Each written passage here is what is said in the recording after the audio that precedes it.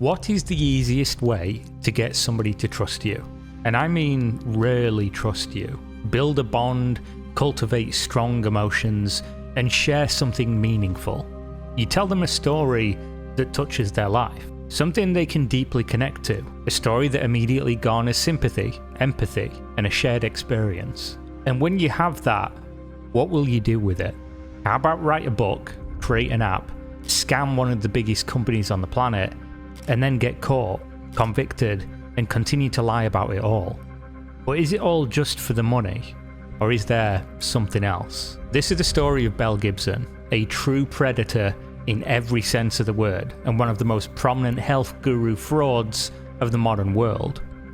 I'm not trying to get away with anything. I'm not trying to smooth over anything. Well, it's not easy for me to be here. It's not easy for me to relive detail. Snake oil salesmen have existed for as long as the written word could chronicle them, going village to village, town to town, peddling their wares, spewing their lies and delusions. The only thing that's changed in modern times about these salesmen is their method of delivery and scope of reach. With the internet, they can become worshipped like gods and amass wealth like a fantasy dragon living in a mountain, reaching every corner of the planet with their destructive messaging and false hope, literally ruining lives everywhere their message can spread. The modern day health guru, or what is sometimes charitably referred to as alternative medicine, is often not malicious in intent. They probably don't even know why they're doing what they're doing, or that it's wrong at all. But from the meticulous planning that goes into building their lies, they know what they're doing is a lie, but that's if they're even capable of knowing what a lie is. Often a combination of personal enrichment, narcissism, delusion, or even deeper psychological issues are likely to play a factor in all cases. And this perfectly describes Belle Gibson, a woman who took social media by storm with her heart-wrenching story. A young, beautiful, and incredibly nice woman who had been handed a terrible, terrible hand of cards, a sudden diagnosis of stage 4 brain cancer. The prime of her life cut short, with just 6 to 16 weeks left on this earth. Facing down the barrel of an illness of this magnitude will do things to you that is impossible to put into words. It's going to change your entire outlook on life, and even you fundamentally as a person. That can be for good or for worse. For Belle, she decided to share her story with the world, creating Instagram account Healing Belle, sharing what can only be described as a modern day miracle. She was not only beating the odds that doctors gave her by months, but by years. The story gripped people, those who were suffering from similar circumstances themselves, those with affected family members, friends and loved ones who faced this same grim reality looked to her as a beacon of hope. If it worked for Belle, why couldn't it work for them? I mean, after all, almost nobody on the planet hasn't been touched by this illness, and due to this, Belle's story saw an immediate outpouring of support. But she wasn't happy with that. It couldn't just be a story. It wasn't just words to elicit sympathy. It was words to heal and inspire hope. See, her Instagram account was created in 2013, she was diagnosed in 2010. Given 6 to 16 weeks to live, but still here 3 years later and looking real good. And you're quite inspirational. I wouldn't mind betting that that's a fair bit behind all of this as well. For a person living with brain cancer, might I add, you look incredibly healthy. Her goal was to share how this happened. And in her words, traditional medicine had failed her. Chemo and radiotherapy, neither worked, and the side effects were too severe to handle. That's when she started to explore alternative medicine. This resulted in a diet change, cutting out meat, dairy, sugar, gluten, GMOs, preservatives, and starting to take oxygen and vitamin treatments. This is what she claimed had cured her. That cutting out bad food had saved her from the aggressive late-stage brain tumour. And it was this that set her out on the path of healing, not just herself now, but the world. The Instagram existed not just to share her story, but to share advice, help, and support with those who were suffering just like she was. But to go one step further, she created an app, The Whole Pantry it was called. And within weeks, the app was downloaded over 200,000 times, pulling in, of course, over $750,000 in revenue from the Apple App Store. This of course made Apple take notice, not just in the app's success, but in the creator's miraculous story. After all, this was only a couple years after Steve Jobs had gone through a similar journey himself. He also rejected conventional medicine and sought alternative treatments. Unfortunately, the result was not as miraculous in his circumstance, as he died in 2011. This likely played a factor in why they approached Belle. They propositioned her, "We want you to help us work on an unreleased product." The result was Belle flying out to come work with them for weeks at a time, and with this they also promoted the whole pantry on the App Store. It took 7 months worth of development, and I put everything that I knew along my journey with cancer, nutrition and wellness, and put it on the most accessible device possible, the iPhone. Unfortunately though, just as everything seemed to be going amazingly, Belle took a turn for the worse. Right before the big launch of their secretive collaboration, it seemed her miraculous recovery was over. At her son's 4th birthday party, Belle collapsed into an incredibly intense seizure, which lasted the better part of an hour. Friends, family, and of course children, including her own, were distraught. They were traumatized. They thought she wasn't going to recover. It was that serious. But despite her condition, she explicitly told them, "Don't call an ambulance, I'll be okay." She later clarified to people that seizures were nothing out of the ordinary for her due to her condition, though this one was worse than the usual, which left friends, family, and of course the general public incredibly worried for what was to come. This was realised 2 weeks later when Belle took to her hundreds of thousands of followers with the worst news. With frustration and ache in my heart, it hurts me to find space tonight to let you all know with love and strength that I've been diagnosed with a 3rd and 4th cancer. One is secondary and the other is primary. I have cancer in my blood, spleen, brain, uterus and liver. I am hurting. Obviously this was devastating news, but Belle wasn't going to let this stop her or to stop her movement called Whole Life, the lifestyle she advocated to hundreds of thousands of fans, some of which were suffering just like her. She didn't want to let those people down, she needed to keep pushing forward.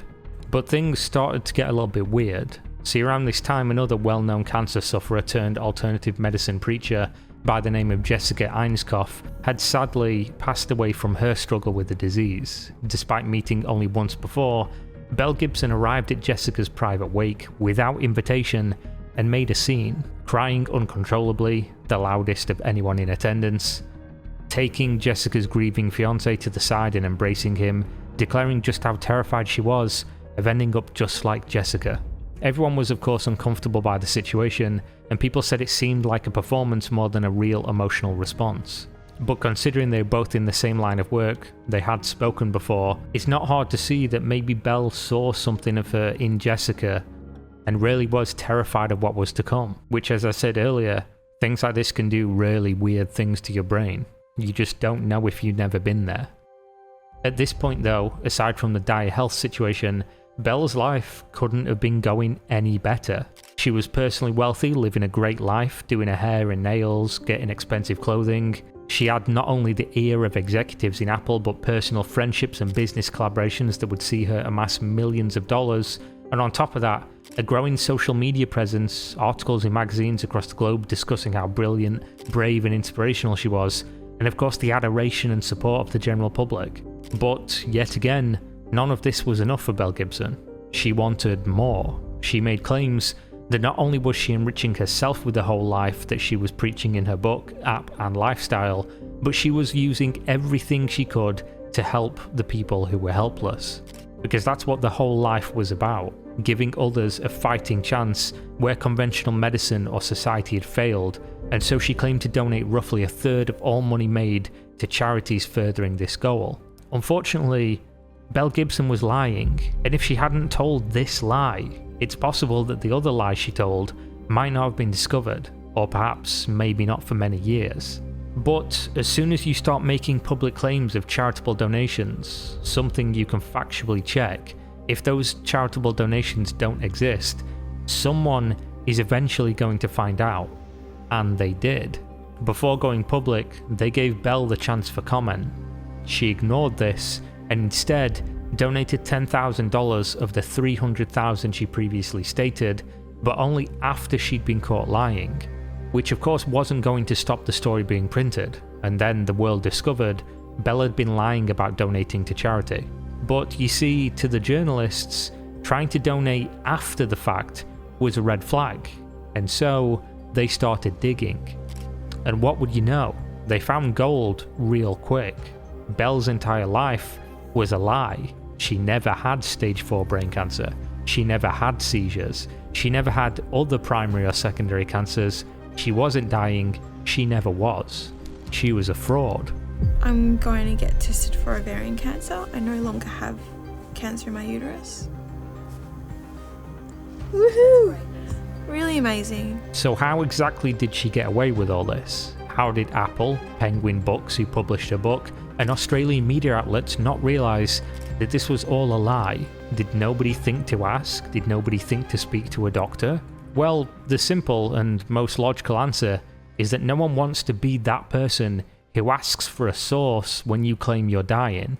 Realistically, cancer's not uncommon, so someone saying they have it shouldn't be cause for any kind of suspicion. It's not only easy, but completely normal to just assume when somebody says they have it to believe them. I mean, why would they lie? Why would anybody do that? It's such an awful, disgusting lie to tell that most people just can't fathom that somebody could be that evil. Now, in the immediate aftermath, there was backlash against Apple and Penguin, which I believe is a little bit complicated. On the one hand, it never reflects poorly on you for being compassionate and assuming good intention of others, and we shouldn't generally demonize people for hearing someone's going through rough times and trying to help them, or at least showing empathy or sympathy. On the other hand, Belle Gibson was peddling an incredibly dangerous message. Even if she was miraculously living with this disease that was said to kill her in 6 to 16 weeks, her message was that of rejecting modern conventional medicine and seeking alternative unproven treatments for a very real disease that kills tens of millions of people every single year. At this point, with the truth out there, Belle's life was completely over, as was the whole life. Apple refused to speak to the media about the controversy, instead choosing to silently pull the app from the Apple Watch launch, and then a few months later from the App Store completely. Penguin Publishing was also asking questions of Belle, and then later dropped her book from being published. Belle, of course, went into damage control mode, withdrawing completely from public life, presumably to calculate how best to respond to the situation, to see if she could salvage something from this. This eventually came in the form of an interview, where she came clean. She told people she didn't have the medical problems, but also that she didn't lie. She claimed she thought she was dying the whole time, that a man came to her randomly, scanned her, and told her she was, diagnosed her with the condition that would end her life. That another man performed the second scan that told her it had spread to her blood, liver, spleen, and uterus. But the first man, no one could find him to ask. The second man, when asked, said he didn't do or say those things. So, was any of this true? Well, according to not only investigations but her own words that were written in her book, no, none of it's true. In her own book, she claimed to have gone to a doctor's office and received scans and a diagnosis, which she then contradicts with the story of a man coming to her home. She claimed to have gone through chemo and radio, which she then says the man gave her tablets and said they were chemo tablets. So not only did she lie about having these conditions, but then she lied about lying about them, which is when people started to come forward with more stories about Belle. That this might not even be her real name, that she'd changed her name up to 5 different times, that the age she told people was and listed on documents wasn't even her real age, that even the story she used to further garner sympathy from people, saying that her childhood was cooking, cleaning, and looking after her mother and autistic brother from age 5 onwards, was also completely fabricated. Her mother denied all of it. She says she's never done any housework. In fact, she worked herself to the bone to give Belle everything she ever wanted, and her brother certainly doesn't even have autism. People started to dig and eventually also discovered forum posts from 2009, a year before she was apparently diagnosed with stage 4 brain cancer, where Belle was posting to an Australian skateboarding forum about being in hospital constantly for heart problems. She claimed to be on her 3rd heart surgery, and she claimed to have died on the operating table for up to 3 minutes, multiple times.